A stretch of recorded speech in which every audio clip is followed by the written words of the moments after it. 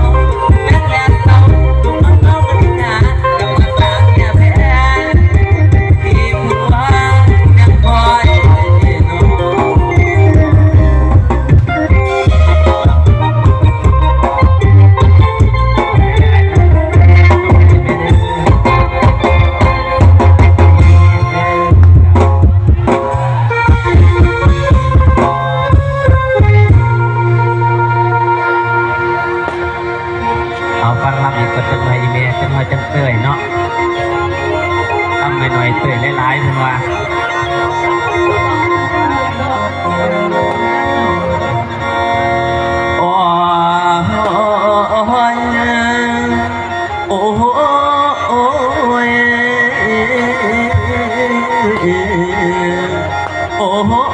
ยละฟ้าเอ้ยฟ้าห้องโยนเพียงโยนเพื่อนว่าฟ้าห้องทรงนั่นแหละครับนั่นแหละแฟน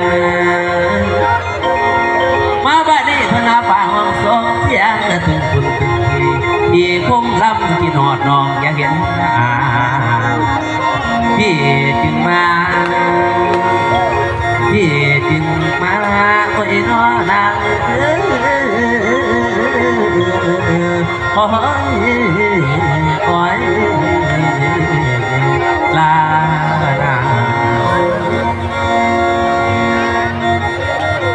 มาบัดนี้ตกวางเดือนต้องสามคอยหมอลงก้อยน้ำหมอกอวยละมือนี่โศกอำนวยขึ้นเด้ที่หน้าตื่นเต้นไม่นอนกินสะอ่อนและขอโทษเด้อที่คมลับนี้ก็ขาดผู้สอนผู้สอนอยากถามบอนชมเป็นไปที่แล้วและอยู่บ้านได้เด้นางกันสูงพี่สายแต่หัวหิน ละครั้งแรกเคยเดียวทิมอยากเอาเสียมมือเอาไว้บานเอาเพื่อเป็นเมื่อทั้งเนบานนี่คงอาย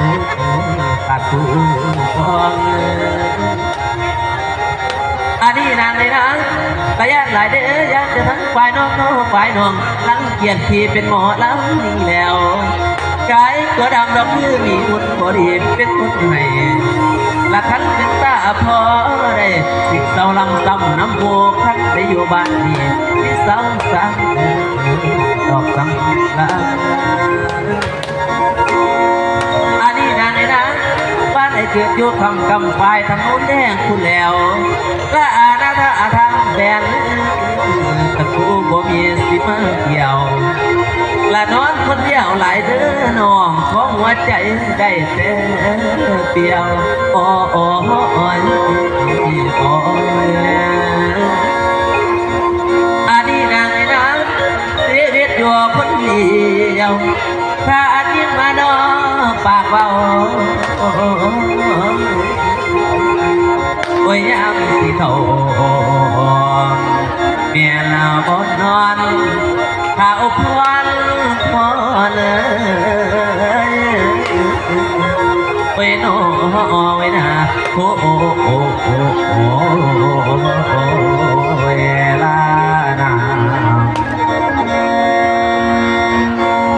กับสะท้อนสู่ที่เกียนเป็นที่เราหลับจับปีทางสมบูรณ์ไปตามเรื่องบอกเครื่องเกย์เบรไปนอนผู้ฟังเองสินไทยวันนั่งมาสื่อขนอยอยู่ในเมืองคาแสดงสินไทยวันเองนับจะเกิดได้เยอะมากแต่ไม่ตายเกิดเท่ากันแล้วก็ยังมีอีกคนหนึ่งพี่น้องเกิดพร้อมกันนั่นก็คือลูกของอันเมเลียงเนาะเดี๋ยวเขามาอยู่ในเมืองในวังน้ำพุขาดได้ก็ตามเต็มเลยจะไปหาอายเพื่อส่วนอายจะไปหาเสด็จพ่อเพื่อไปฟังตอนจับคุณมากันนะ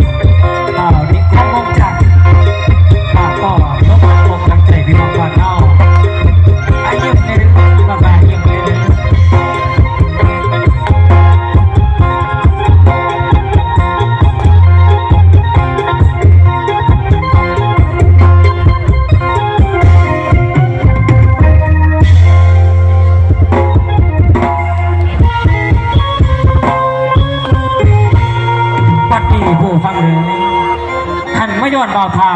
เบาสิ่งนิรันดร์แสลงเขาสิไข่ผ้าที่มาจากไหนในตอนนี้เขาที่ไปไก่ซีเอานิทานออกเกือบเผยประตูเปิดปองไปจ้าตาสู่ทานฟัง